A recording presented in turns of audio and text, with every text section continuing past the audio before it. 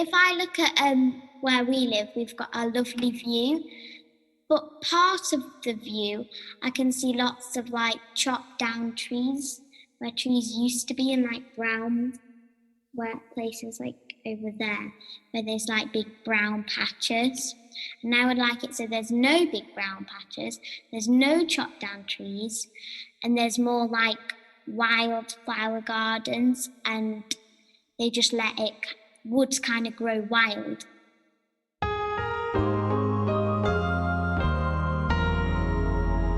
Tree Lady Talk.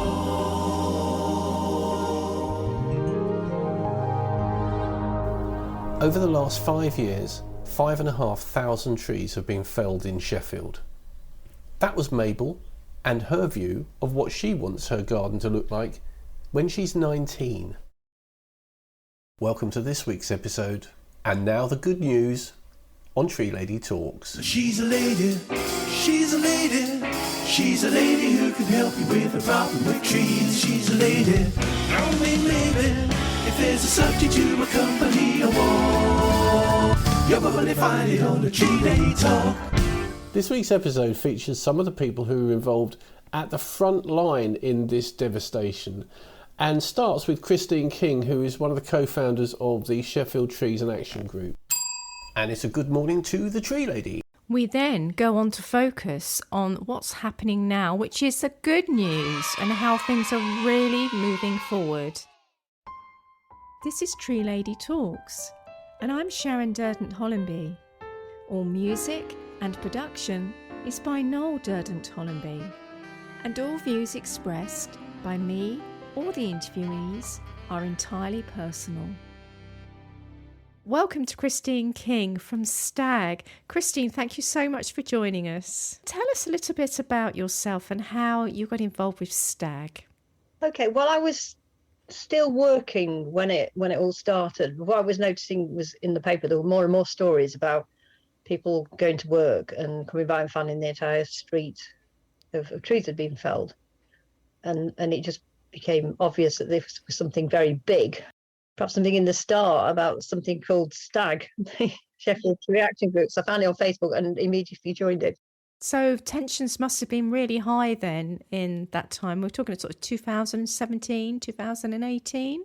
I'm trying to work out when I joined. I think I joined in 2015 because the group sought to save our roadside trees, which was to save Rustlings Road had started, and there'd been a camp in Encliffe Park, and I sort of post-date that.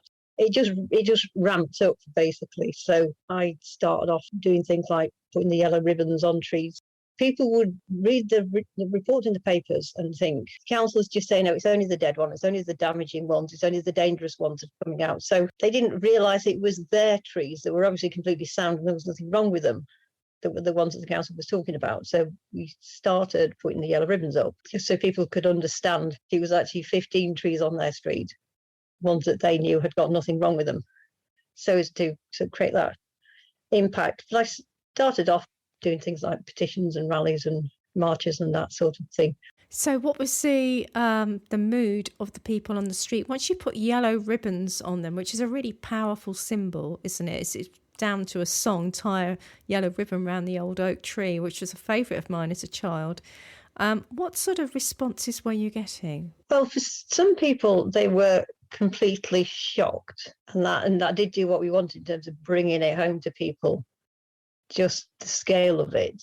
And you could drive anywhere in the city and see yellow ribbons. But for the people that wanted the trees down, the ribbon wouldn't be there. You know, they'd be tearing it off before you'd even turn the corner of the road. So they started some streets. They started being put up at night, higher and higher up, so where they couldn't reach. It's a real polarisation of the people living in the street then. It must have created a lot of tension.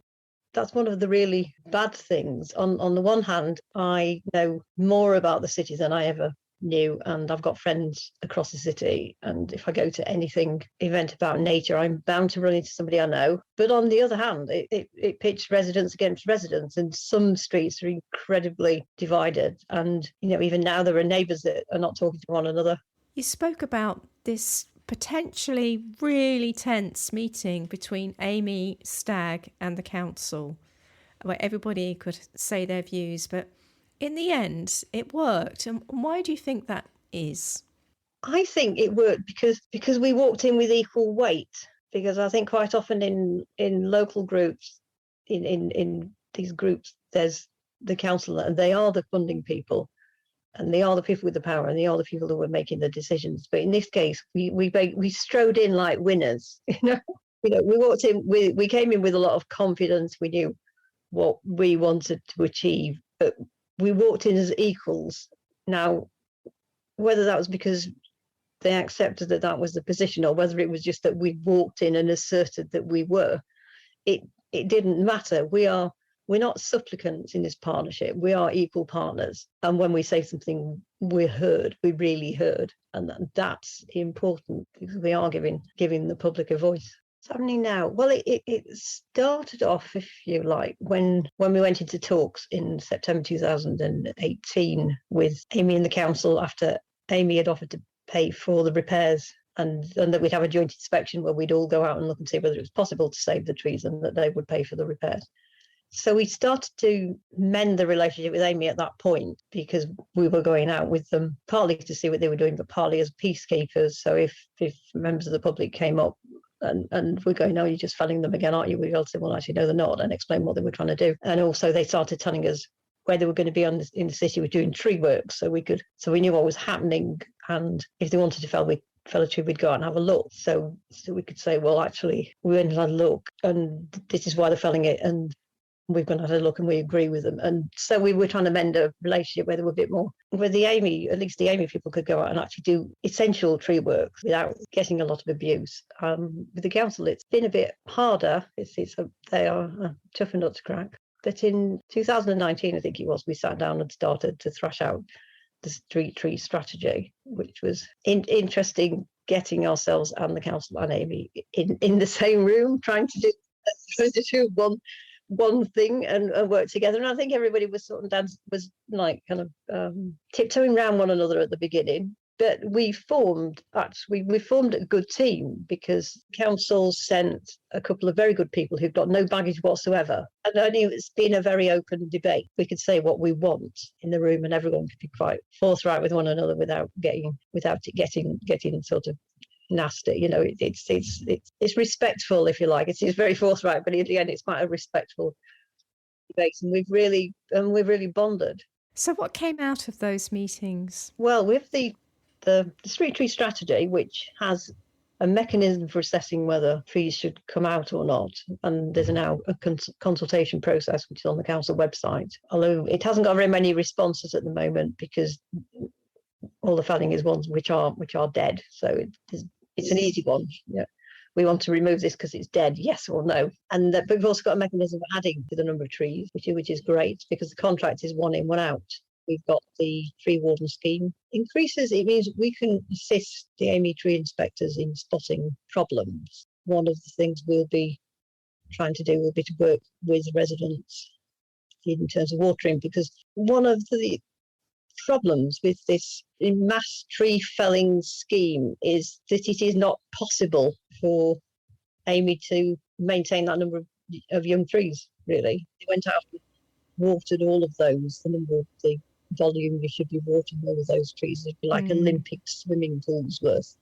So it doesn't happen. So whether we want those trees there or not, there actually are our trees now, so if we don't look after them. So I guess there's a real feeling of ownership. If you've had a tree felled outside your house and now there's a replacement, I'm guessing that those who really wanted the trees to stay really get actively involved and water the trees. And do you feel that those members who got so passionately involved, do you think it might have changed their outlook on nature in general? I think it might have. I mean, a lot of the people in the group are involved in other activities. I mean, some of them are ecologists anyway, but we've got the Nether Edge group has become a sustainable sort of like transition area. There's people are into wildlife gardening. People are growing trees and planting trees in their own gardens. It has expanded people's awareness of the need to not just look at nature and say, well, that's pretty, and isn't that nice, but to think about how it's under threat.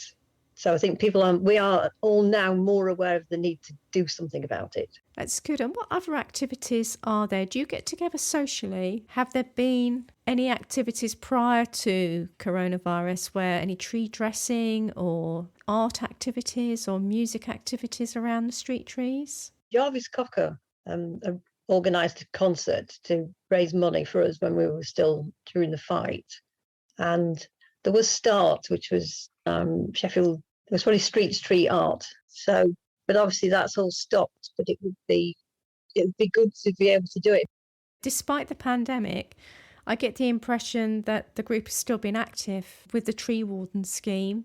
What do you look forward to in the future for Sheffield street trees? More of them and more healthy. And, I mean, I am one of the tree wardens, so we are chatting to one another about what we're doing. And sadly, we've got things like ash dieback, so they've already started felling in the valleys, parks and countryside. People felling those, so we've got those to think about. I don't know. It is just a more active role in looking after them and actually changing people's attitudes, because, and this is something I will lay against the council at the beginning, because they were determined to bring this thing through. The papers were full of how trees are dangerous. They give your children asthma, they'll trip your granny, they fall on your car, they fall on your building. We had one of the local MPs kept talking about the canyon effect, which is applicable to just about nowhere in Sheffield, and saying, well, the thing is, you have lots of trees in it, and it actually makes air pollution worse. So we had the council educating people in trees being unhealthy and dangerous. So again, with the small trees, there's probably as many failing through vandalism as there is failing through them just dying with this weird downpour weather we're having. So we've got a lot to do in terms of changing people's attitude to them, and how important, even now, it's so polarized. Some people are very much connected with trees and the environment, and much more so than before, because of the fact that we fought for them. And some people are really the other way. I want that thing down because the roots are going to get into my cellar. My Sky TV is not very good, and it drops leaves in my pond. And people are going, leaves, they're everywhere. It's such a mess. And they're in the gutter, and they're on the road, and the road's messy, and the pavement's dirty. So just fell them. There is still like that disconnection with people. Even though they can drive or walk a short distance and see a street that has been cleared of trees, they prefer the look of that. Yes, well, I heard so many times, I've got nothing against trees.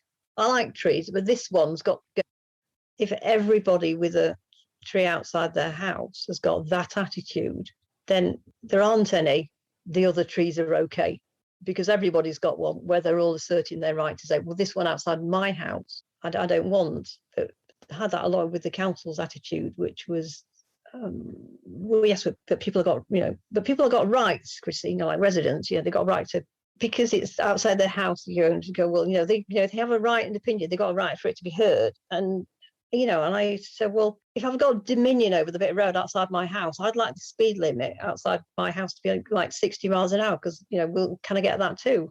There's a social aspect of everything. I mean, I live in a terrace house. You couldn't get from 30 to 60 in the width of my house, but you know what I mean? There are some things where we accept that there's a social rule for everything. But when it comes to trees, it's like, well, I should be allowed to take it down. And do you have any sense, roughly, what proportion of people are for and what proportion of people are against the street trees, or is it much more nuanced than that? I genuinely don't know. You see, the household survey that they put out, which was just to streets where they wanted to fell trees, which was so bad a statistician described it as a denial of democracy. On those streets was coming out about 50-50. I'd say it was a very poor survey. So I genuinely don't know, because there are people who seem to think, and again, this was because of things the councillors said, well, they're nice in parks, but there's no place for them on the street.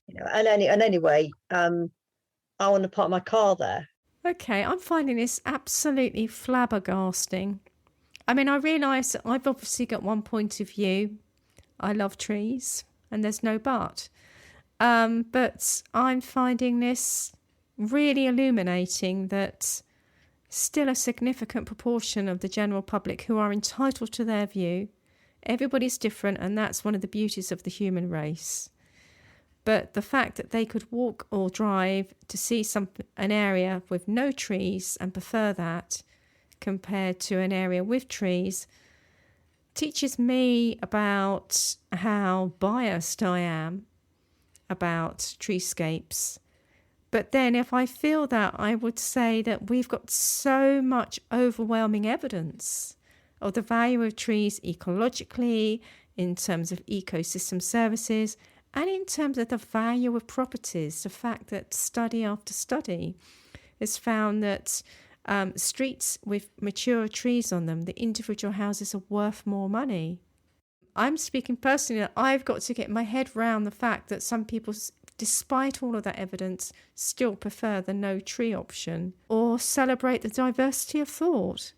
I'm really shocked that you're having to deal with this every day, and credit to you, Christine, for, along with the other members of STAG, just working so hard in your free time to make this such an important national issue that has been quite a game changer for councils around the country. It's seen as a benchmark of how not to do it, and now there's a lot of good news about all the great stuff that's happening. You should be congratulated about that. Thank you. We're proud of that. We're proud that we made trees newsworthy, because they just weren't, but we managed to make them newsworthy, and then local newspapers started reporting what was happening in their areas, and people's protest groups. I think some people created protest groups, and some protest groups already existed, but now they could get their story in the paper, and the whole thing develops into something where people are looking and saying, well, this is not just Sheffield, it's happening everywhere, and the scale of it is massive. And then it's a lot harder for people to think, well, this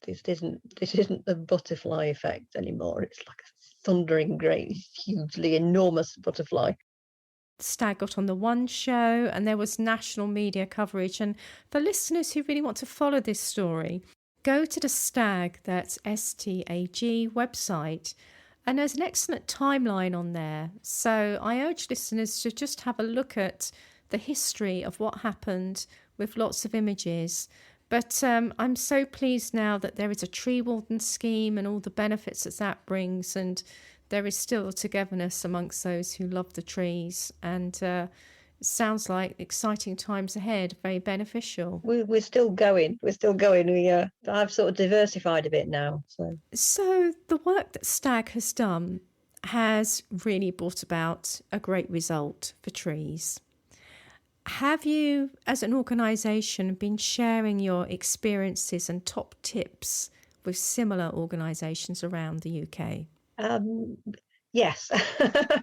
Yes, in a word, yes. And what's happened is that people join STAG, the Facebook group, in order to ask for advice. We've offered tips on MBDA, but also things like Freedom of Information Act requests and different aspects of things like the Wildlife Act. We all became a lot better at the law, and in fact, it was one of the things that the police used to say when it came to the injunction, which we successfully managed to get around on a number of occasions, was that the police would come. They used to say, well, actually, you know the law better than we do, sort of thing. So we knew exactly how far to push it. And the people who were breaking it knew whether they were doing it or not, but we pushed the thing as far as we possibly could. So we were all, became versed in the Wildlife Act, injunctions, Highway Acts, all of those things. I'm now part of the Save Our Trees National Tree Protection Forum, which is bringing together lots of different groups. And, we're thinking about things like cheat sheets, like quick ways of saying, these are the things you think about. These are the laws applicable to certain situations, because it's different according to who was owning the land, for example. Like kind of quick ways to get started. And anyway, I'm just sad that this thing is still dragging on. I'm still involved in Sheffield street trees, and it's really annoying, because I'm getting older and older. I could have been being dragged out of a tree on the HS2 line, but I'm still doing this. Yeah, I was going to say, where do you go next on the HS2 line? Yeah, I'm really quite annoyed with Sheffield City Council for dragging the feet so much. I could be I'd be somewhere else now. So, Christine, you really have been involved with this for a number of years now, giving your free time, helping others. It's been really difficult and at times potentially dangerous. What drove you? Well, I've always loved trees, like literally as a child, literally actually a tree hugger, and trees and nature and the environment. My holidays were rambling holidays. I need to be in the mountains or in the woods or by the sea, and I need to be near nature. So the destruction of that was awful, and it is like a physical pain. But the other thing was the lies. It's unjust. It was just unjust, and I can't stand unfairness. So I felt I had to do something about that. At the beginning, people who were well-meaning, they were only trying to help me protect me from being hurt. Used to say, well, you can't win, it's the council, you can't win. And I used to say, well, I might not, but I can't not have tried. The thing that angers me about the way the council acted, not just about the environmental destruction, was about their pride and arrogance and the way they just became entrenched and just intensified their aggression towards people. There are still people now that on Stag that will be saying there's a crew and they come to fell a tree. They're at it again. They started, and it's not happening. But it's because it's like a form of PTSD, and that's the thing the council is not really understanding, because people are asking for an inquiry and people are asking for an investigation and people are trying to uncover the truth, and they're saying, oh, what you need to do is you need to move on. But the reason people are not moving on is because it's an emotional thing on our side. It was pain and anger and despair and fatigue and getting up in the morning thinking other people are going to work, thinking, what will the day be like? Will it be a good day? Will we stop them? Or will a tree come down? Will one of my friends be arrested? How's the day going to go? I'm going to be giving my details to the police. It was an incredibly stressful time because the council would not back down.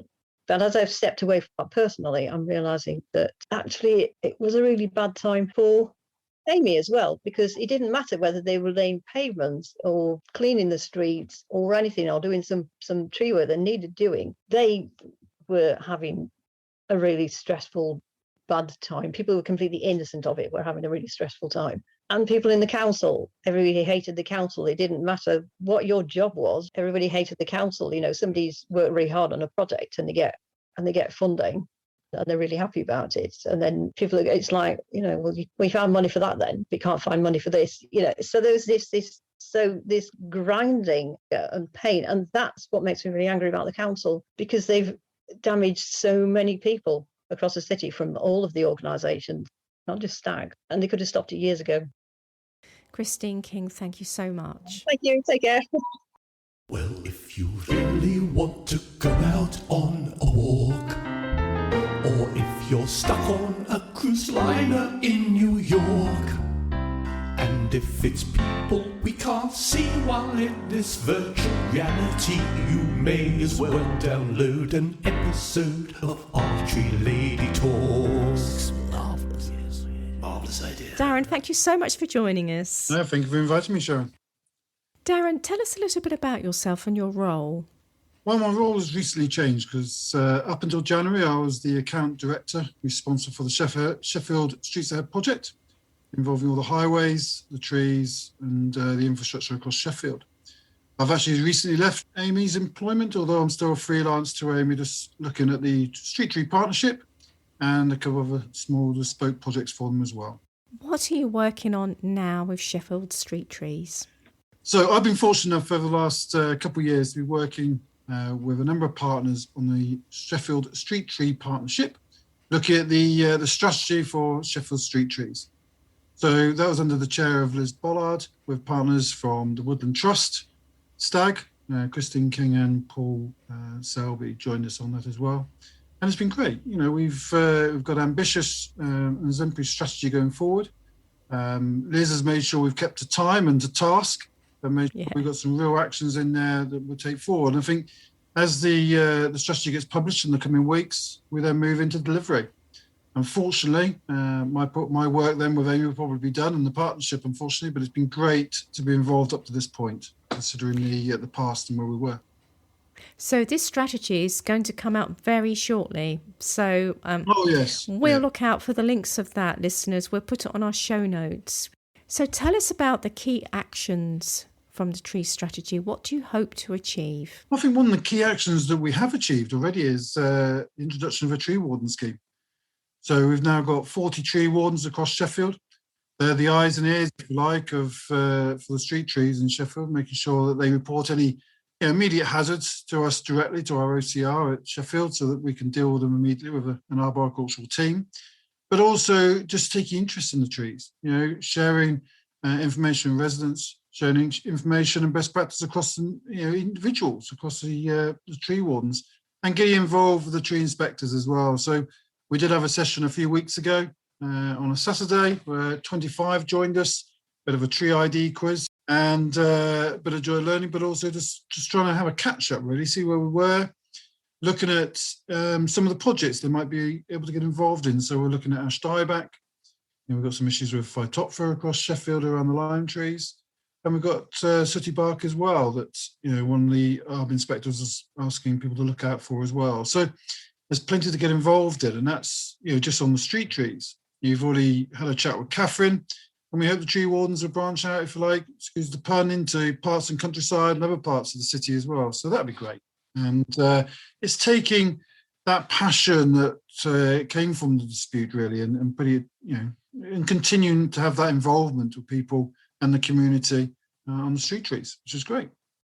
I mean, tree wardens are such a great scheme, and if listeners want to find out more, you can go to the Tree Council website and find out all about tree wardens. I ran a scheme many years ago, and it's so great to have such a mix of people out there looking at trees, and each person brings their own unique skill set as well.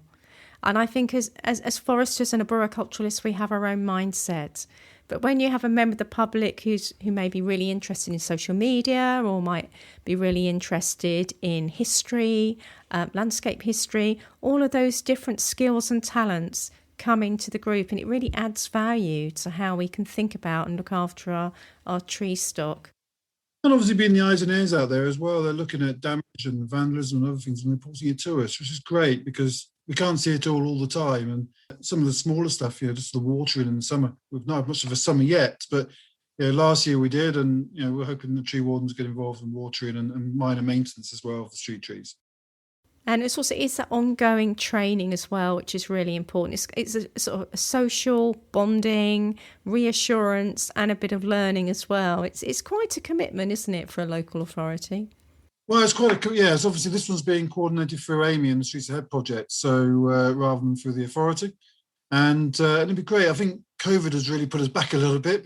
Hopefully, as restrictions lift, we can get out and start meeting people face to face. What about identifying where to plant trees? Well, obviously on the Streets Ahead project, we are limited to the highway, and it's not always the best environment for the trees. Contractually, we're bound to replace on a one-for-one basis. So for any tree that is taken out, we do replant, and we have to make sure that's successfully established as well. The street tree strategy obviously challenges a little bit in some of those actions, and you saw the draft version that came out last year for consultation was looking at redistribution of some of the trees across Sheffield. There are areas where there are very few trees, so hopefully we can see that canopy get spread more evenly across the city over time. But we're also looking for community involvement as well in looking at some of the funding of tree planting in the future. And that hopefully will be one of the actions that come out very shortly. We had an iTree study carried out recently as well to identify sort of areas of higher tree cover and lower tree cover. That's always helps as well. Well, it's a fantastic report, to be fair, Sharon, if you get the opportunity to look at it. And again, that's available on the Treeconomics website, which I will put a link to on the show notes. But that's really good to have that baseline information.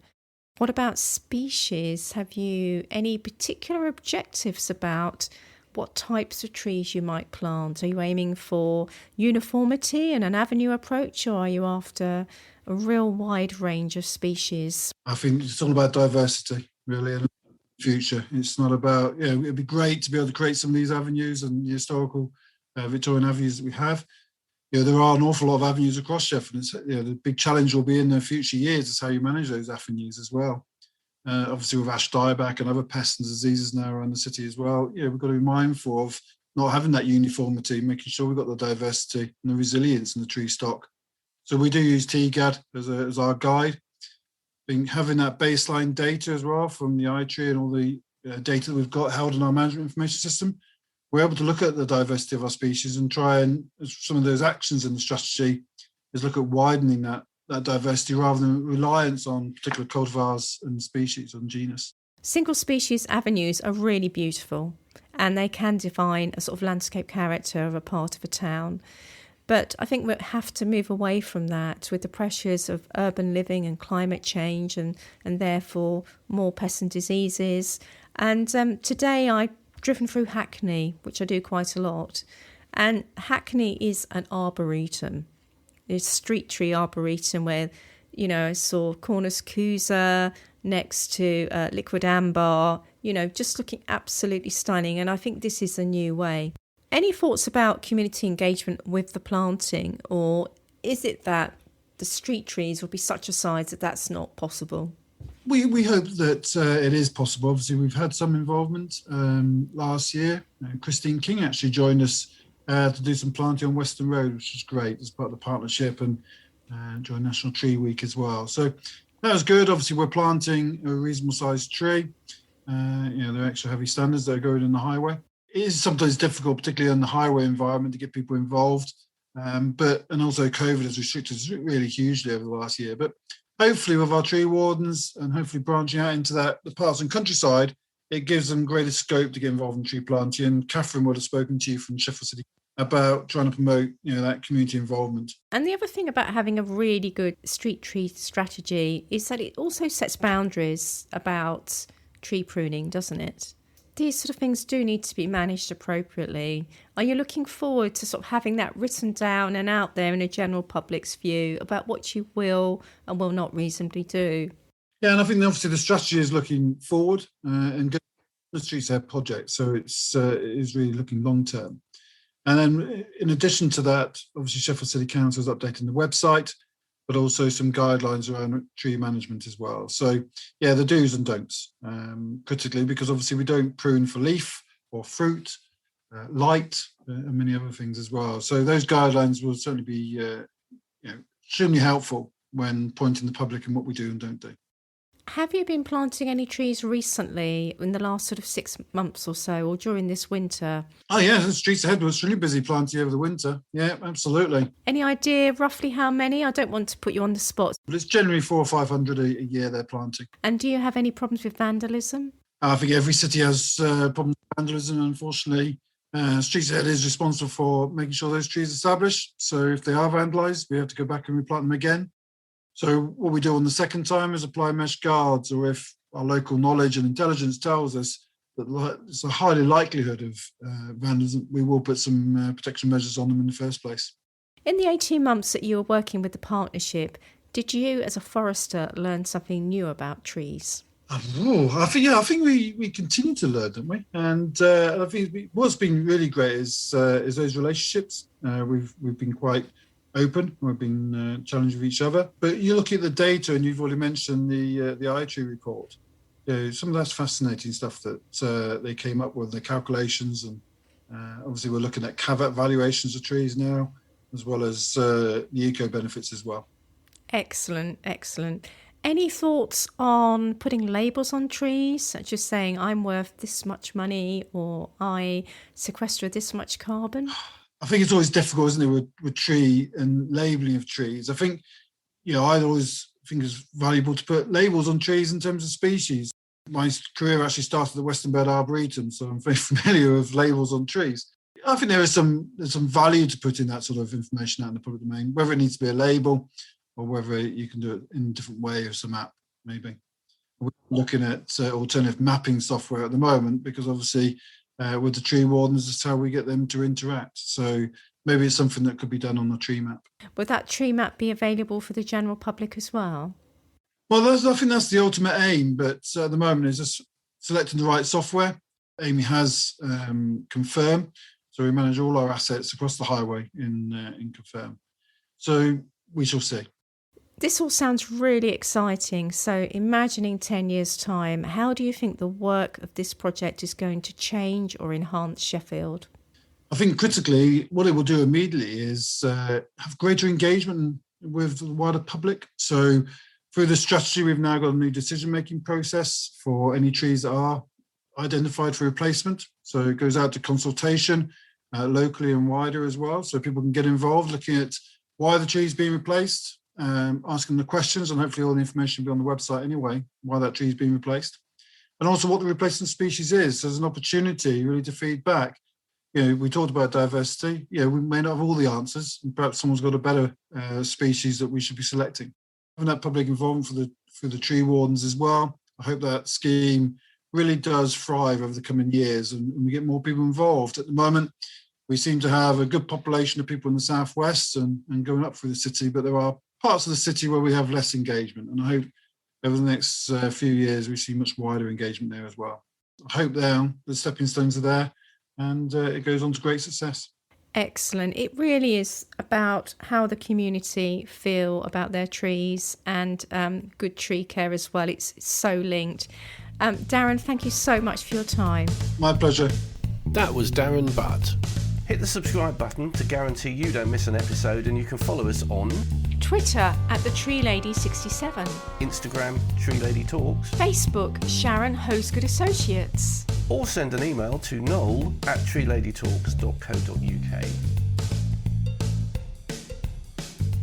And next, it's Catharine Nuttgens. Catharine, tell us a little bit about yourself and your background.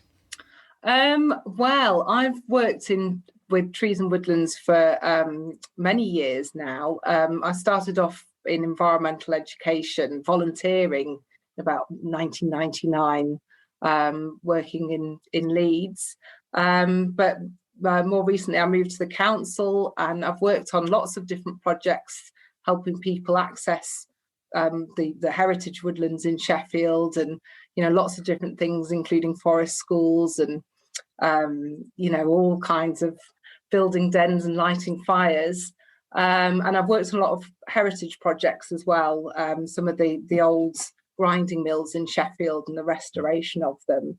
But then I got the opportunity to be a tree officer, which was great, and trained up with an arboricultural diploma, and then worked as a tree officer for 4 years. And then I became, in November 2019, I became community forestry manager, which is great because I've always enjoyed working with people. I love working with people. If we've got an ambition to do something, and all the great people in Sheffield that are doing things, there's so much going on, and it finally gives me the opportunity to join up kind of the tree side of things, the tree officer and the arboriculture, with having a plan, working with people to make a plan come together and things. So it really suits me down to the ground being community forestry manager. It's really exciting. That's fantastic. So as community forestry manager, you obviously manage your own woodlands. Tell us about what type of woodlands you have within Sheffield.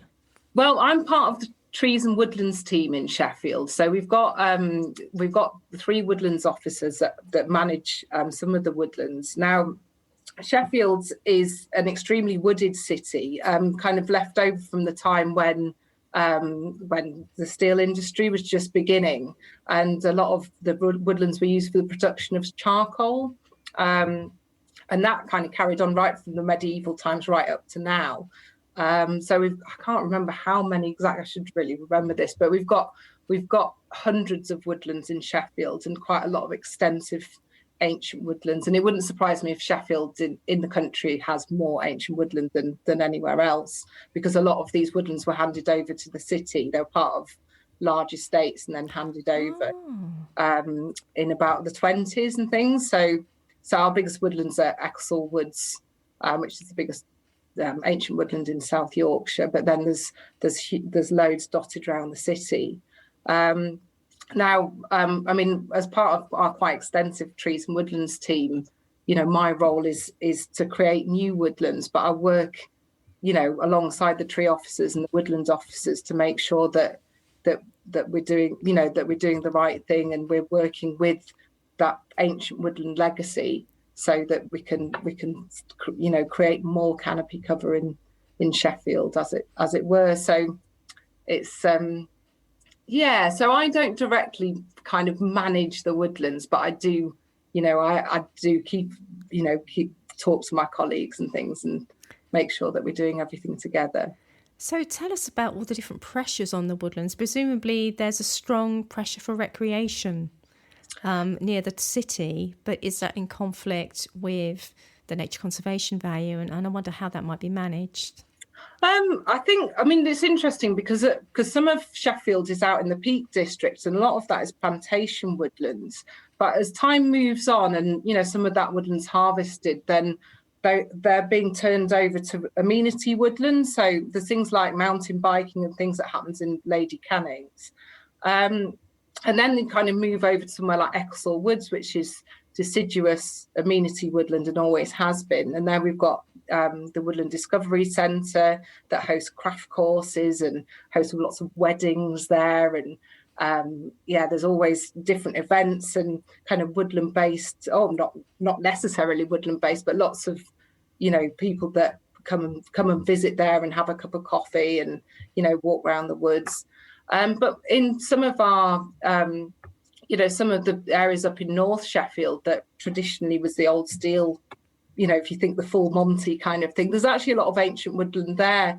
And what's interesting about those areas is that they're actually quite undisturbed, because although people walk their dogs and, they're kind of amenity woodlands in that way, they are kind of left. They're not busy woodlands like Ecclesall Woods. They're left, and so have the most fabulous bluebells that are just finishing off now. And it's really nice to be in part that's not, it's not a kind of, place with huge houses and, very affluent. It's the proper working part of the city, but you still in Sheffield have access to these amazing woodlands. That must have been so important during lockdown for people on their daily walk. I mean, did you see a real increase in sort of footfall? We really did. I mean, my local woodlands, to me, Gleadless Valley Woods, it's been interesting because years ago I started on kind of woodland play and trying to get more children into the woods. And there, the woods, although they're ancient in Gleadless, they were seen as kind of scary places and, of antisocial behaviour.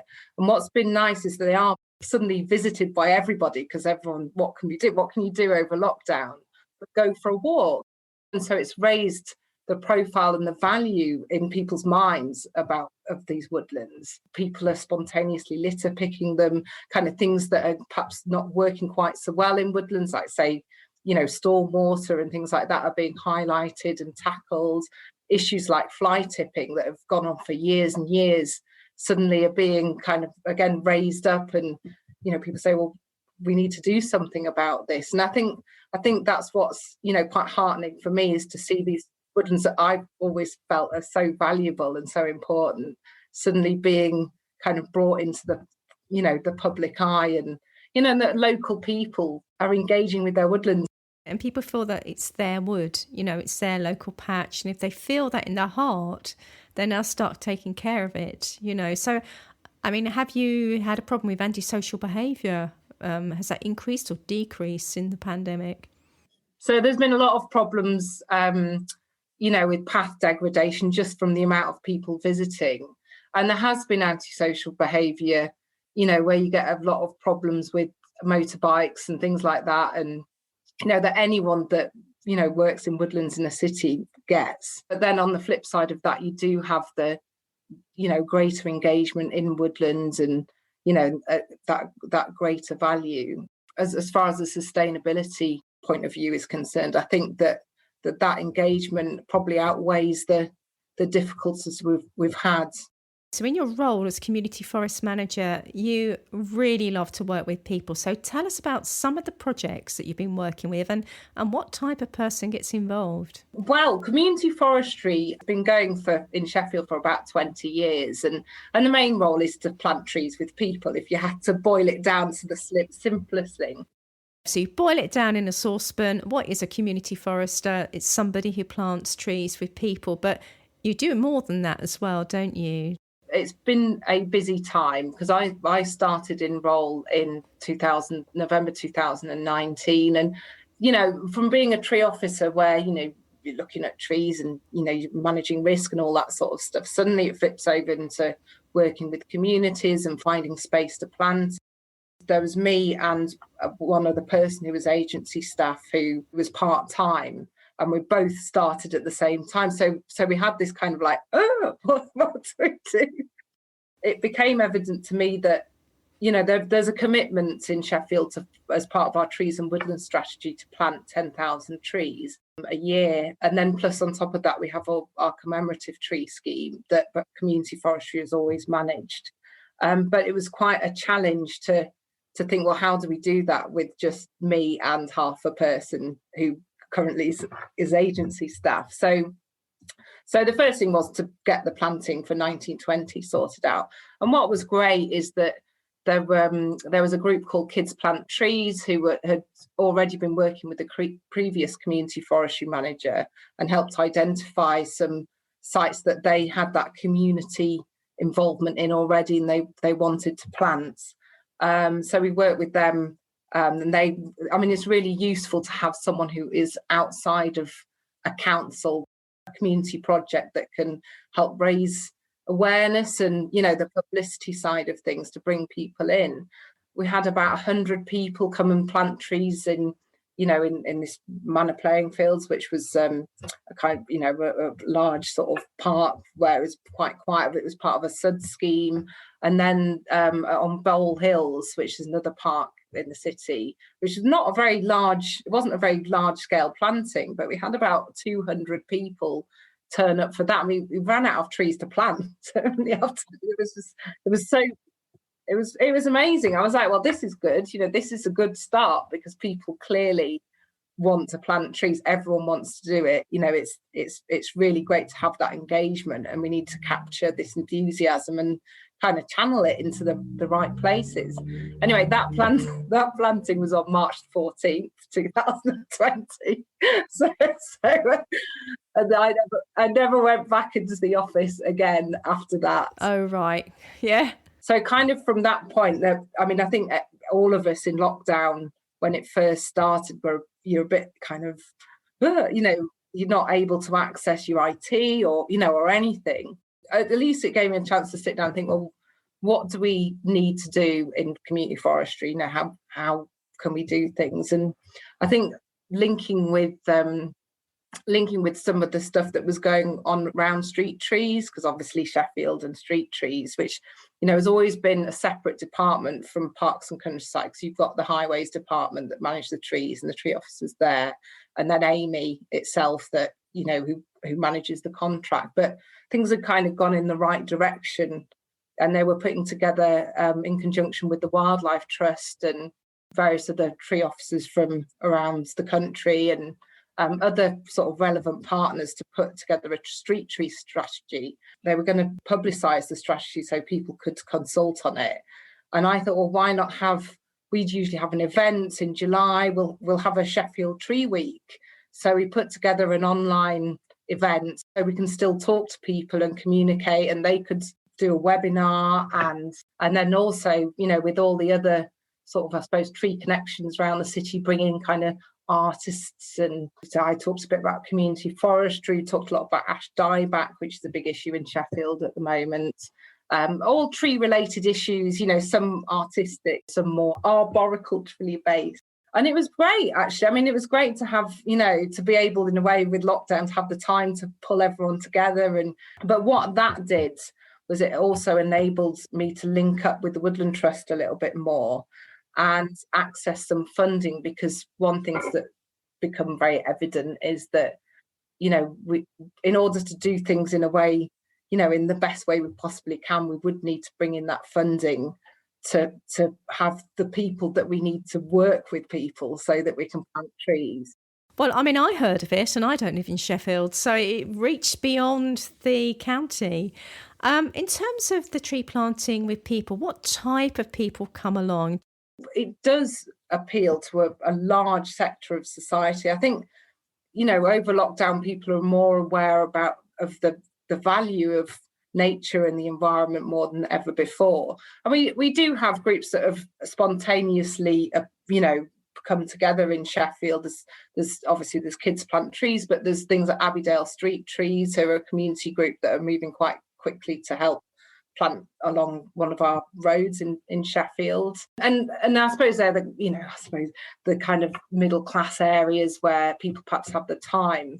But it's not to say that there's other people like in more, I suppose, traditionally working class areas that want to create orchards. We've got one of the projects that hopefully we'll get going soon, which is a large, what used to be a playground, but is fenced off, and we want to make it into an orchard. I think it's a focus for me as well, in that I'd like to see it to be citywide. I think that's really important, because when you look at some of the iTree studies, when they're cross-referenced with areas of deprivation, there is a common theme throughout the world, from what I hear, that the most affluent areas are the greenest, and yet everybody needs the benefits of trees. And I really love the idea of planting a community orchard in an area that is traditionally working class. I mean, get involved, go and help yourself to the fruit. At the end of the day, it's about meeting everybody's need and making it really, what they call green equity. So that sounds fantastic. And we've talked a lot about planting the trees. So you've got people out in the winter getting mud on their boots.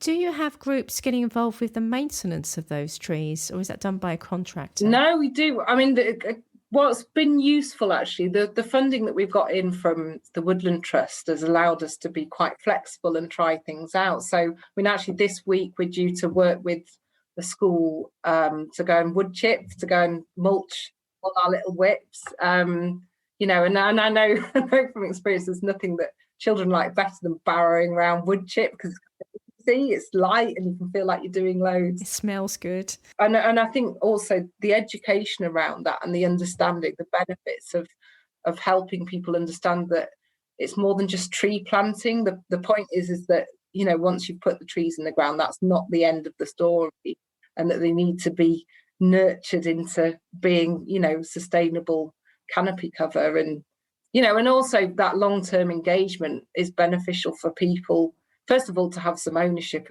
of what they've done, and that their efforts have helped create that woodlands.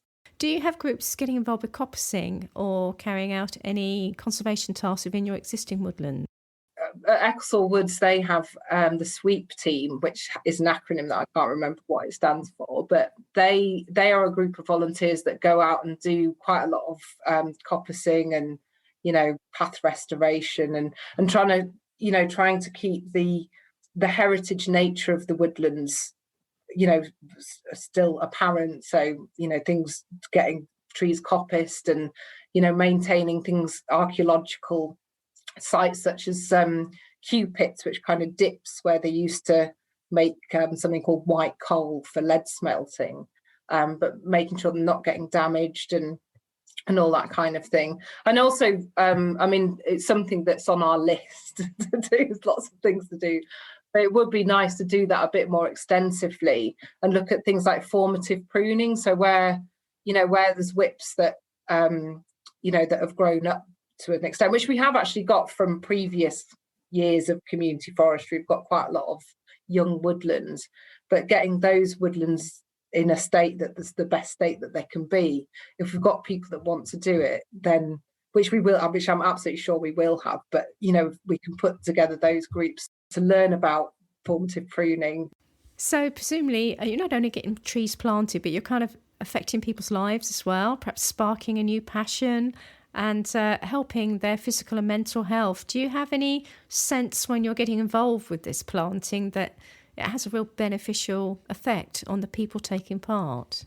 One thing I think, especially for children and young people, is there's a real anxiety around climate change and things, and I think you don't have to be a young person or a child to be anxious about and think, well, what can I do about it, and feel a bit helpless, and it's a global issue and you're just one person. But doing something like that where you're making a difference, you're doing something positive. We did actually manage to get out and do one school planting in December. It was a tiny window where we were able to get out, and just enjoyment of the children to be out there and to be using the tools and be in the earth and get muddy and, you know, and put the trees in, but also all the other distractions that come with digging a hole, you know, the worms and finding a piece of pottery. We found a little spring coming up. You know, there's all sorts of benefits, you know, that aren't just, oh, well, you know, it's a tick box, I've planted 6 trees today. Yeah, I mean, that's good, but you planted 6 trees and you found some worms and, you know, so-and-so fell over and it was really funny. And, you know, and all that is so valuable, I think, for, you know, for helping people, you know, get out and be physical and just feel better. Definitely. So what's next for Sheffield Forest Management? We have a lot planned. So Tree Vitalised money and funding from Trees for Cities as well has allowed us to recruit a team of 4. So we'll have 4 part-time tree community foresters. Plus we've been working in partnership with the Wildlife Trust, and we've got 2 urban forestry trainees that are studying a level 4 arboriculture. So that'll make us 7. We've got a whole list of projects on the go. So we're working in conjunction with the Natural Flood Management team to put quite substantial whip planting in some of our rural valleys that we've got quite a lot of in Sheffield, a lot of steep-sided valleys. We've got the community orchards. There's other links in the community, say kids plant trees and things, and ways in which we can kind of do interesting things around ancient woodlands. And it'd be great if we could get a lovely tree nursery in Sheffield that was all locally sourced, and it'd be good. I mean, it could happen, but we just need £1 million. So it's got lots of money. You know, we've got the ancient woodland tree, you know, seed sources and things, and we've got the land to put a tree nursery on. I'd like an education centre as well, and that's a bit pie in the sky, but also just mapping, I think, and getting it right, because the main thing is to be driven by kind of aims and objectives, you know, that we're doing it for people, you know, for physical and mental health. So making sure that people are happy where the trees are going, but also that we're not just planting trees, or we'll just stick a tree in a field. And so what is that tree for? You know, is it flooding? Is it climate change? Is it pollution? Is it, you know, is it biodiversity, you know, networks and things? It should hit a number of those targets. So kind of working out how all of that works and mapping out the whole of Sheffield. Interestingly, in Sheffield, the less affluent areas have actually still got as high, if not higher, tree cover than the affluent areas, because it's kind of those industrial areas that have got those big patches of woodlands. The parkland actually is based in those areas, whereas the big villas with their big gardens kind of have less parklands. All the trees are private in those areas. But there's an awful lot of different things to consider. But having a team that can get out and deliver, you know, what we've got planned in the immediate future, so the community orchards and the trees, is great. But then ongoing, kind of looking at how it will work, and, you know, what's the best way of doing things, and, you know, can we extend it out to other people with their own fields that would like to plant trees?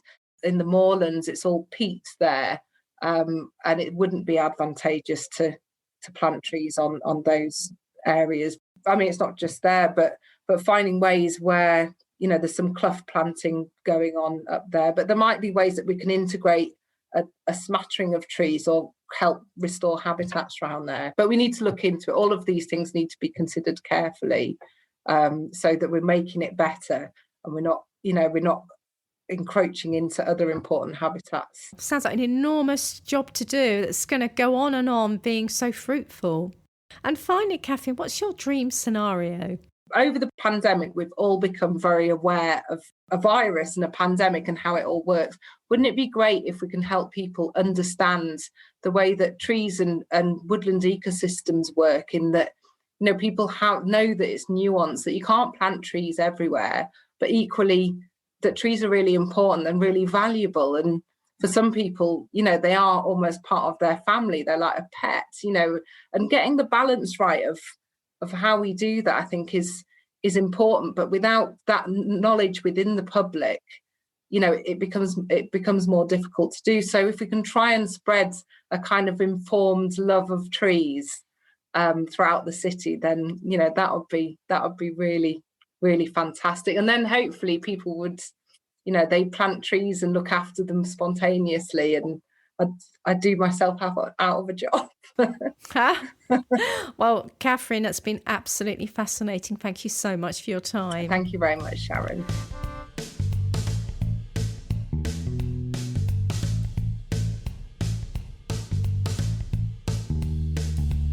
Welcome to Sarah Shorey. Thank you so much for joining us. Thank you for having me. Sarah, tell us a little bit about yourself, how you got involved with trees and your role for the Woodland Trust. I think my role for the Woodland Trust is perhaps slightly different to many people's, and I came to trees in a slightly roundabout way, but for a long time they've been a personal passion, and I've spent my time walking in local woodlands. I live in Sheffield and I absolutely love the city for its green spaces and for its trees, and it's the reason I chose to come and live here. We're one of the greenest cities in Europe. That absolutely attracted me here. So I moved to Sheffield for university. And up until a couple of years ago, I'd enjoyed the city's trees just as a regular citizen. I had a few different jobs in different areas. But it really struck me how important the trees were when the street tree campaign was rumbling on in Sheffield.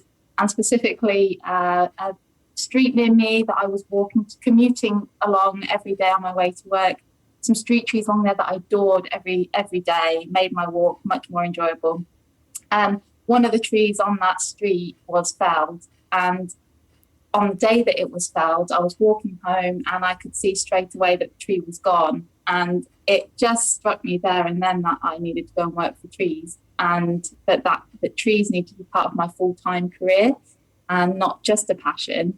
And long story short, that led me to join the Woodland Trust. I started looking for roles to get into the sector, and it's been a big learning curve ever since.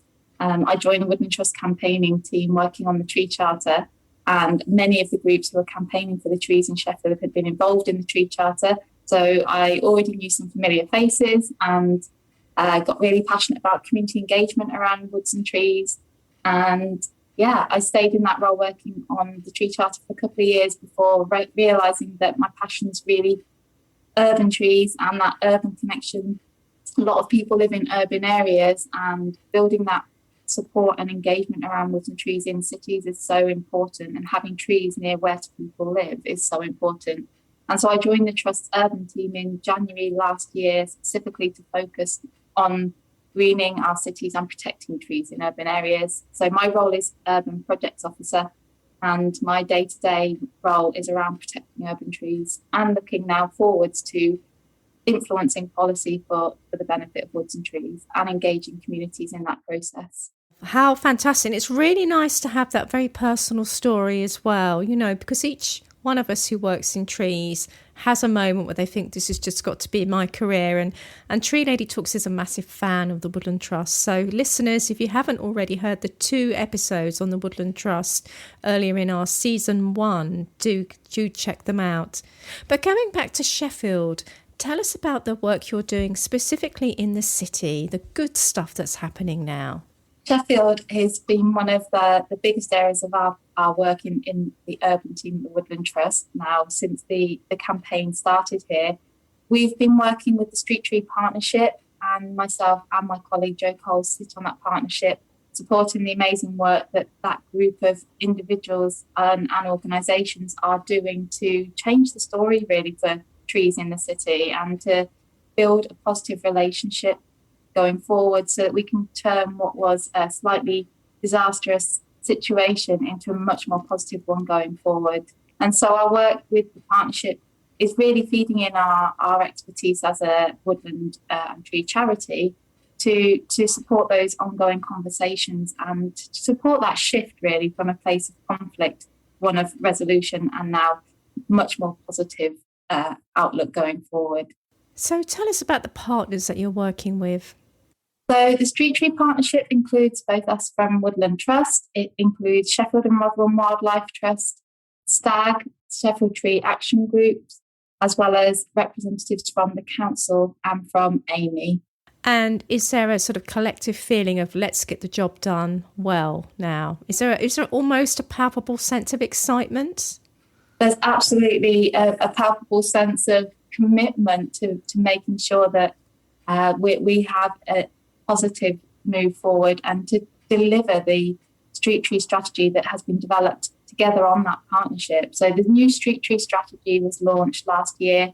That involved a lot of commitment and work to draw together actually what do we want the city's street tree management to look like going forward, and how can we engage multiple audiences in developing that strategy so that it's a collective effort. That street tree partnership really has worked together solidly from difficult beginnings to now very much more positive relationships to develop that strategy and to look now forward to implementation. And I think one of the most fundamental things is the relationships that have been built on that street tree partnership.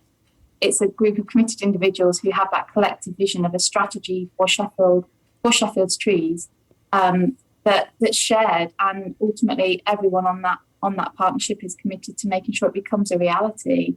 And it's taken time to form those relationships, to look at hurdles that have needed to be overcome.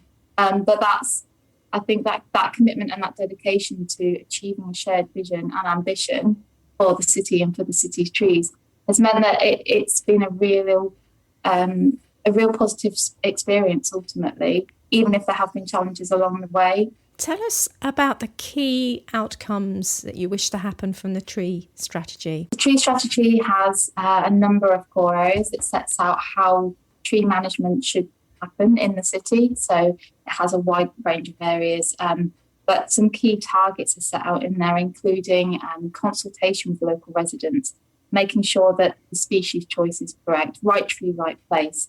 The strategy has a whole set of key objectives under 6 key areas that we would like to see happen to make sure that the city's trees are managed appropriately going forward. And I think the most exciting part around that is that the community are engaged and consulted, and that's the key way to make sure that trees are cared for and managed appropriately going forward. So with the community consultation, how do you reach people who might not ordinarily lean towards getting involved with this? Do you do a mail drop, or do you put notices outside the property? Tell me what that looks like in practice. Well, one of the exciting things to come out of Sheffield is the government's new duty to consult that we'll be going through eventually, and we should see it being a statutory requirement that communities are consulted. The exciting thing about Sheffield is we're trialling that, and it's almost groundbreaking. Any tree that previously is due to have any works done to it be felled, there hasn't necessarily been a need to consult the community, although a letter may have gone out to local residents to inform them of the works, and a notice put on the tree to inform local residents of the works. Under the new street tree strategy, there is a new online process where any tree that's due to be felled for whatever reason, and that's whether it's dead or dying or causing a hazard to the highway, that will go through an online consultation process where local residents can go on and comment on what their feelings are or thoughts on that proposed felling. And that consultation will be filtered back through to the council, who can then take a look, see how local residents are feeling about it, see what feedback they've received, and then review the process. So the street tree strategy includes a process flow chart that sets out how that process is going to work. And what it means is local residents will now have a say. And we know that that's so fundamentally important to, really successful management works and ensuring the local community are engaged appropriately. And I see through my role at Woodland Trust, the number of inquiries we receive, thousands from local residents who have had trees perhaps heavily pollarded or removed from their street. And the upset it causes, not only anger and outrage, but actually pure upset and devastation, because it's the trees outside people's windows that they see every day and that they hold dear and, come to know really closely. And I think carrying that experience, seeing those raw emotions that come through to us at Woodland Trust and being able to share that on the Street Tree Partnership, trees aren't just something to be managed in a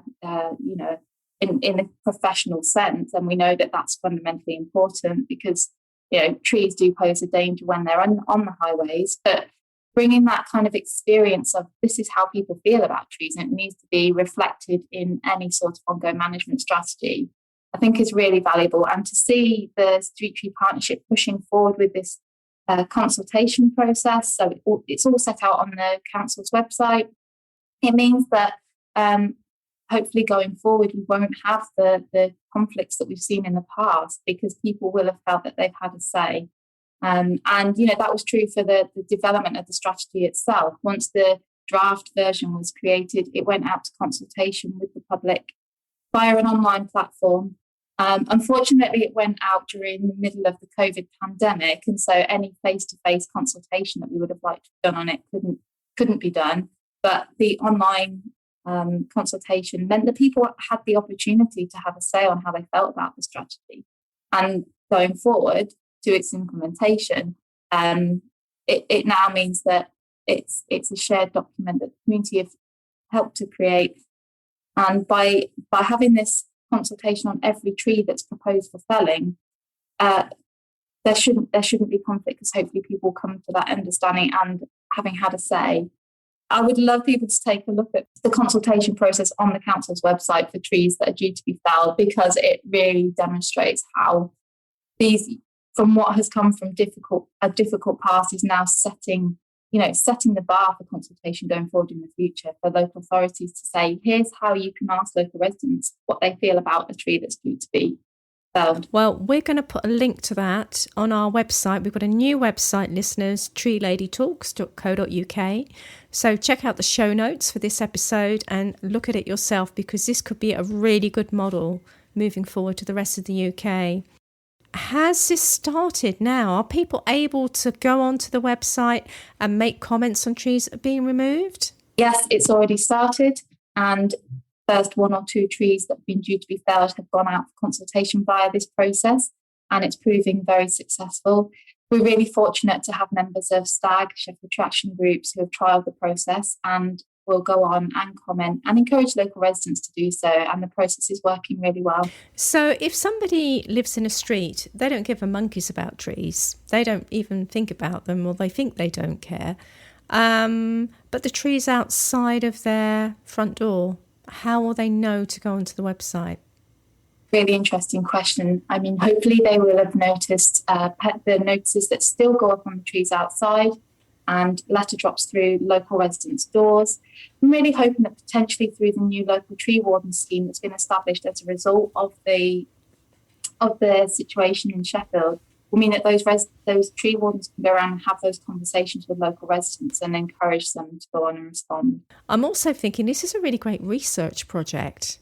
Imagine that you've got 2 years of residents' consultation responses to trees.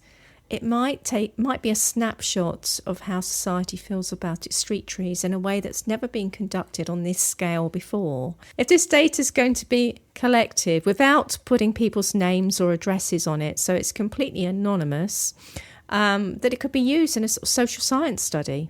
I'm absolutely sure that it could, and I'm sure it could be anonymised. I mean, the information and the comments that are made on the consultation are made publicly available. We are actually having, we've been considering talking to the universities about potential research projects as a result of the work the Street Tree Partnership is doing. And Sheffield has 2 great universities, so I think there is definitely huge potential from a social science perspective. And what about tree planting? There will be tree planting in Sheffield. Sheffield has recently been awarded Woodland Trust Emergency Tree Fund funding to deliver a wide range of projects across Sheffield, working with Catharine Nuttgens, the community forestry manager, and Sheffield Council in more widely and across our street tree work to deliver what they're calling the Tree Vitalise project.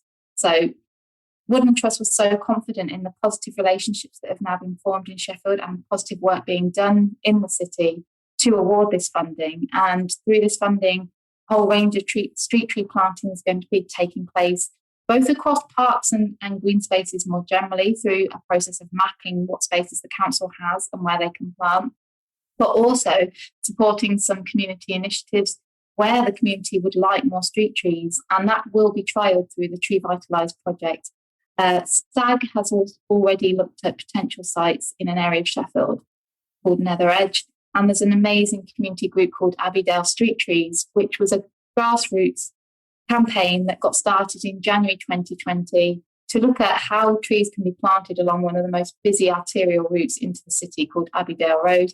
It's a hotspot for pollution.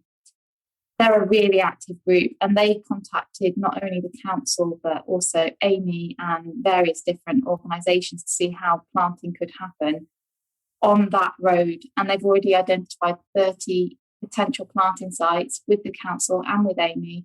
And we're hoping that planting is going to start in those on those sites in the next year or so, hopefully the next planting season.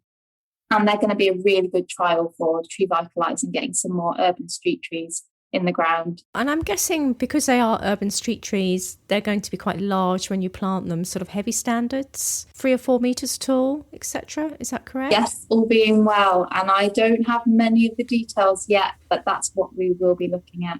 Because of that, I'm guessing that local residents couldn't necessarily get involved with the planting easily. But could they get involved with the watering? Is that part of the ethos here, that you would encourage local residents to get involved with looking after that newly planted tree? Yes, absolutely. And the new Sheffield Tree Warden scheme is going to be heavily involved in making sure that all new street trees are planted across the city. And we do hope that there will be community consultation and involvement in tree planting, and especially with street tree planting. Abbeydale Street Trees themselves conducted a whole range of surveys along Abbeydale Road with local businesses and with local residents who were walking by to ask them, do you want to see more trees on your street? And overwhelmingly, over 70% of businesses were very supportive, and over 80% of residents were very supportive.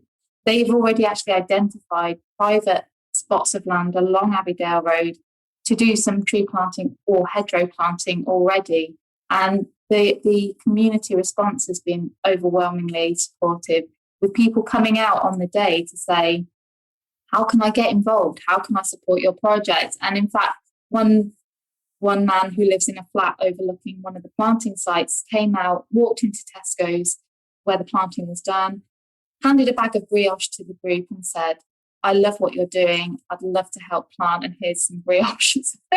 Oh, that's brilliant. So yes, definitely it's going to be engaging the community as much as possible, and especially in watering trees, especially as we're facing such high temperatures with the onset of climate change. So yes. Brilliant. And it's quite an easy message to sell, isn't it? Particularly to young people. It's so great that so many people are infused by trees. But there are always some groups in society who haven't got the time or the inclination, or it's just not their thing. I wonder if you're interested in reaching those other groups of people, and if so, how you might do so. Yes, we're absolutely interested in reaching a diverse range of people, and cities are the most ideal place to do that. And Sheffield, absolutely, we're such a diverse city. We're blessed to have a community forestry team who are already doing a lot of outreach across the city to engage diverse groups in planting trees. And it's definitely been part of the discussions on the Street Tree Partnership that any planting, for example, street tree planting trails that happen in leafier, greener areas are replicated elsewhere. So where we're trialling street tree planting, for example, along Abbeydale Road, we hope it will be replicated in other parts of the city. And I really think that engaging young people is going to be a key part of that, going into schools and engaging groups all across all postcodes in the city.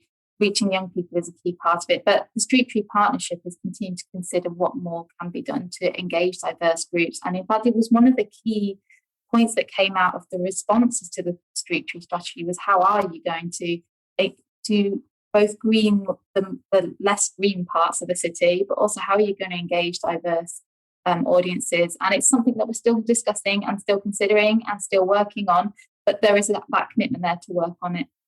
And I think because of what's happened in the past, there is a bit of a spotlight on Sheffield, and so there's a real opportunity for other areas to learn on what you're doing. It's kind of pioneering, isn't it, with the online platform for consultation on tree loss and tree works, and also learning from other areas as well. So I'm guessing that you have a wider network of knowledge sharing, other projects.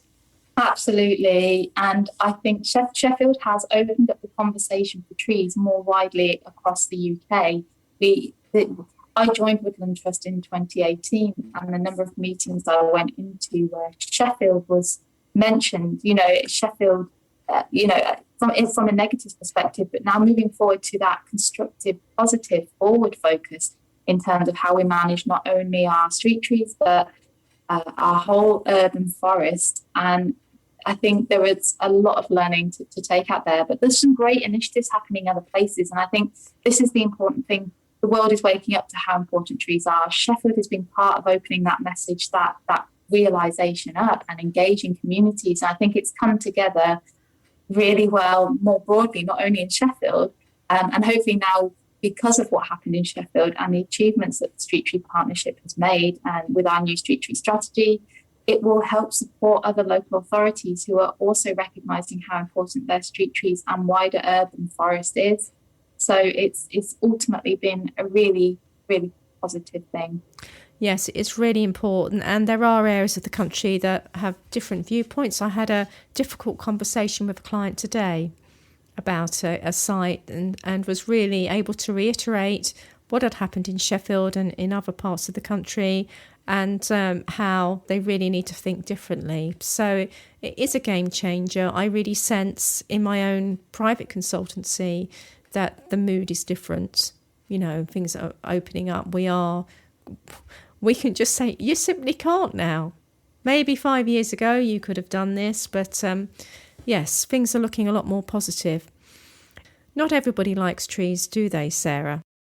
There are a lot of people who hate trees.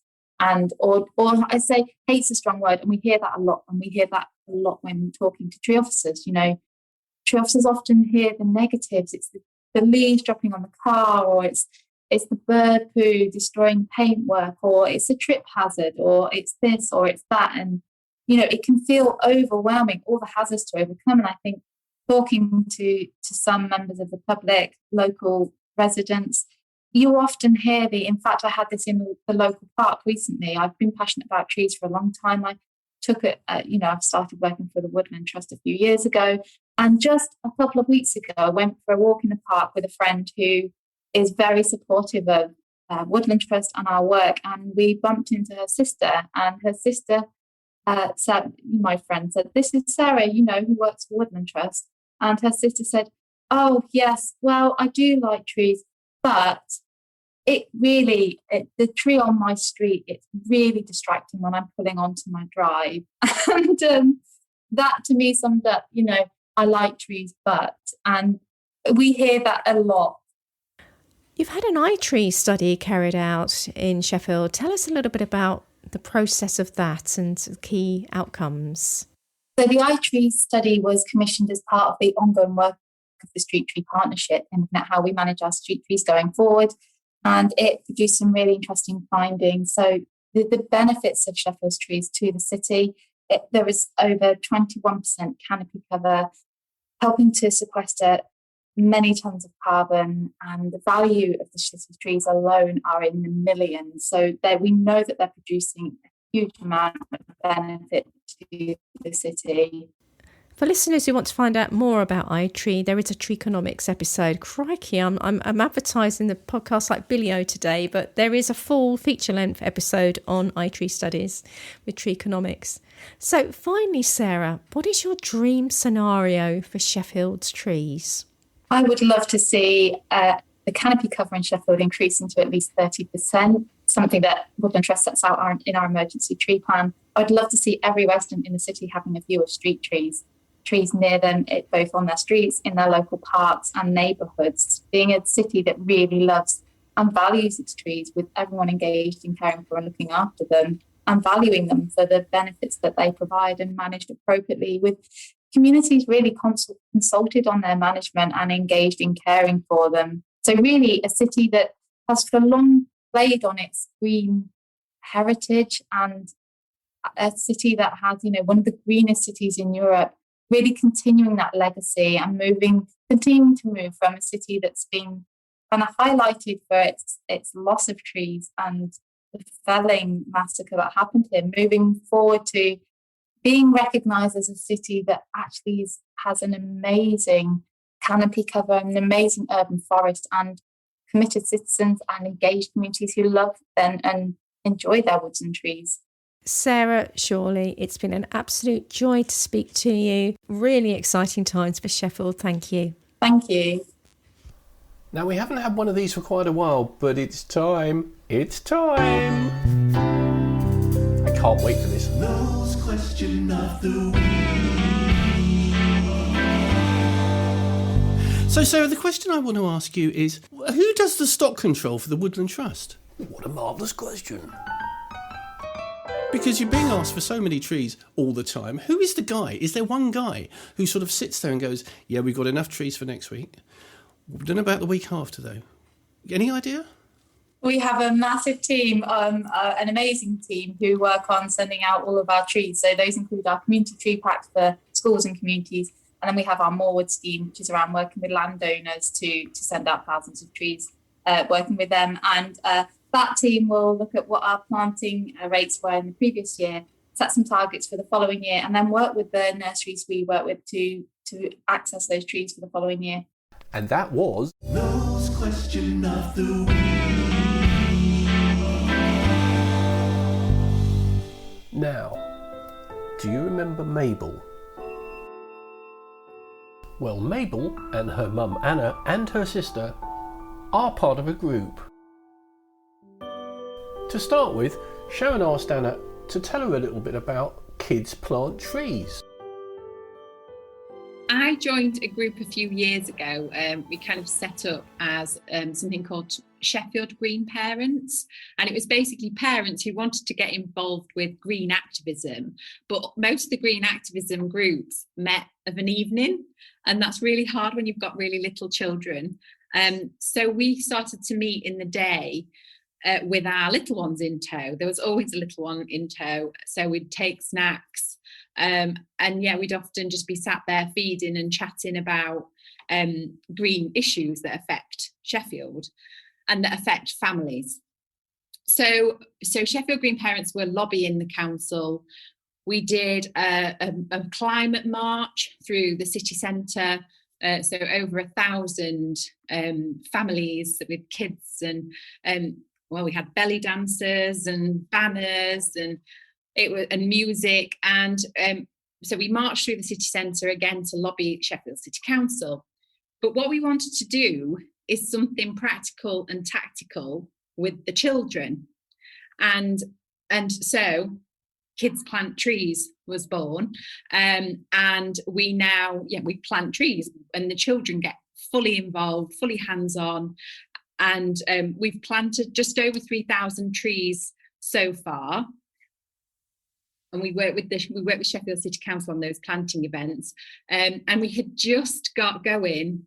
We were 3 months into it when lockdown happened. So it hasn't been as much planting that we'd like over the last year, but we have launched a project called Kids Plant Trees Go Wild, and the aim of that is to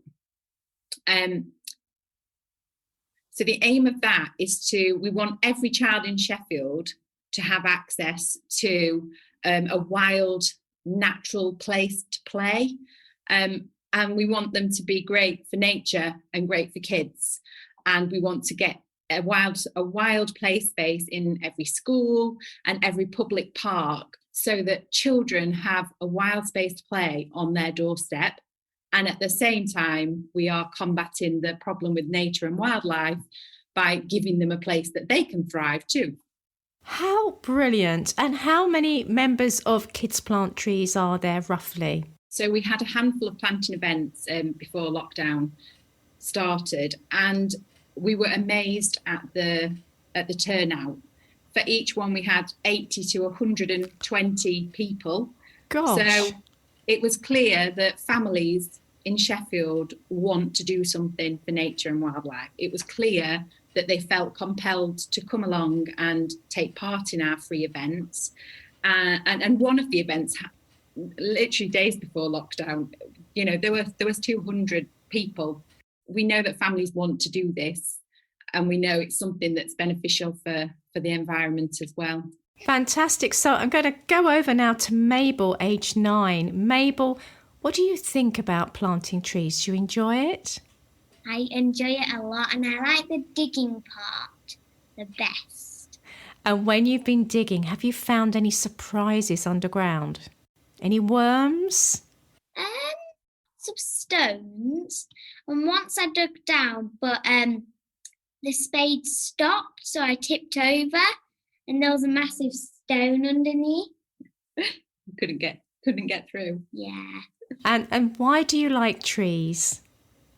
I like them because they produce lots of fruit, and because they give us oxygen and suck in the bad pollution, I think.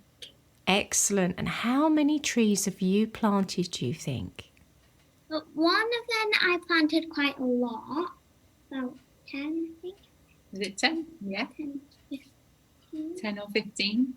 And I think altogether, I think I've planted about 25. That's fantastic. And do you plant trees with your friends? Or do your friends go along as well to these planting days? Sometimes, but not a lot. Some do. You do it with your siblings, don't you? Yeah, siblings. Siblings. So brother and little sister get involved a lot. Yeah. And do you have a favourite tree? My favourite tree is an oak tree. And why do you love oak trees? They're my favourite tree as well. I like them because of the bark and their big leaves. Excellent. They're a home to so much wildlife as well. So getting involved with kids plants trees, do you feel that you've learnt a lot?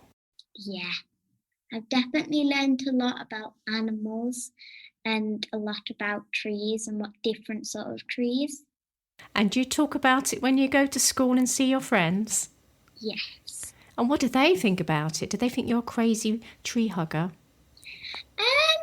Well, my friend Heidi likes trees. I actually did a few projects on it, and I did a few banners at school and a few videos and about how important wildlife was, and we need to save it. My friend Heidi helped me, and my other friend Amelia was she helped as well quite a lot. So what would you say to anyone listening, any boys and girls thinking, I want to get involved with that? Because you're outdoors a lot, and fresh air is very good than staying indoors. And you get stronger, definitely. And it's just lots of fun as well, because you might plant a little sapling, and then a few years later it might turn into a little tree. And then soon, when you're very older, it will be a massive tree and you can just watch it grow. So when you're a grown-up, you can go back to these woodlands and walk through and you think, wow, I planted that. That's amazing. Yeah. Brilliant. Thank you so much, Mabel. That was excellent. Anna, tell us what's happening on Friday, the 21st of May. So as Sheffield Green Parents and Kids Plant Trees have joined with other green organisations across the city, including Sheffield and Rotherham Wildlife Trust, Sheffield Greenpeace, Sheffield Friends of the Earth, the Diocese of Sheffield, Sheffield Climate Alliance, and Althorpe Field Action Group. And we have taken it upon ourselves, ultimately, to declare a nature emergency for Sheffield. So we're asking businesses, schools, organisations, individuals, families to join us in declaring. So it's this Friday, the 21st of May, and we simply want people to say on social media, put posters in their window. We want them to say, I declare a nature emergency for Sheffield, or we declare a nature emergency for Sheffield. And we know that this is the first kind of step in a big plan. It's not the answer, it's the start of the plan. And there's a long way to go, but we want to put a strategy in place to help nature's recovery in Sheffield. And where can people find out about you? If they go to the Wildlife Trust's website, so it's wildsheffield.com, and they will see on the opening page, will you join us to declare a nature emergency? And if they click into that and add their email and their name, we will send them everything they need for the day. We want more people to join after the day. Like I say, this is just the start of the nature emergency and Sheffield's nature recovery plan. And where can people find out about Kids Plant Trees? Mabel, would you like to tell people where they can find you on social media? A lot of people talk about trees, I think, on it. And I think maybe they might say something about Kids Plant Trees. So we have a Facebook page, which is Kids Plant Trees. We have Instagram, again, Kids Plant Trees. And we've just launched a website. So it's kidsplanttrees.org. Mabel, in 10 years' time, when you're 19, what do you want Sheffield to look like? I definitely want it to look like there's more woods and there's not as much. If I look at where we live, we've got a lovely view, but part of the view, I can see lots of like chopped down trees where trees used to be in like brown places like over there where there's like big brown patches. And I would like it so there's no big brown patches, there's no chopped down trees, and there's more like wild flower gardens, and they just let woods kind of grow wild instead of kind of like trimming them down a bit. Anna, what was your motivation? I'm doing everything at the moment to secure the future of nature and wildlife for my children. My children are my motivation for the nature emergency. When they're older, I don't want them to say to me, why didn't you do something? Why haven't you done enough to save wildlife and to help nature? So I want them to see that we're doing everything we can to rectify our wrongs. Lovely. I'm sure that's a vision we all share. Thank you both so much for joining us. Thank you, Karen. Take care. Bye. Bye.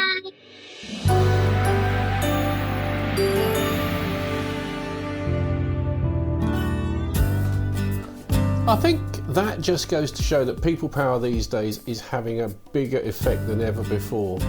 And it just goes to show what people actually can do to make an impression on councils and governing bodies who, quite frankly, get it wrong. Well, it's a bit like what happened in football recently. This is very true. Give us your football link. I have almost no sport news. I was relying on you to do the intelligent segue there. I know nothing. Well, no, I'm quite happy to do that.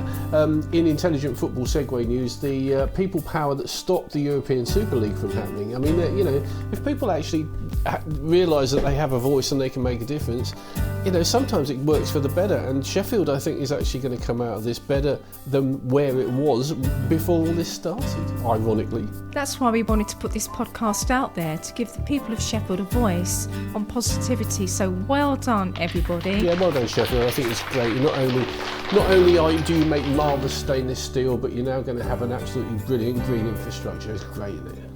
And well, how are we going to follow that? We have got a bit of a scoop. I'm going to be interviewing Peter Woollenben, who is the author of The Hidden Life of Trees, The Secret Network of Nature, and I'm going to interview him about his new book that's coming out in mid-June, The Heartbeat of Trees. We'll put a link on our website, treeladytalks.co.uk. And so I think that's all we got to say this week. And in the meantime, it's goodbye from me. It's goodbye from me, but don't forget, folks, we love your feedback. So does Compo.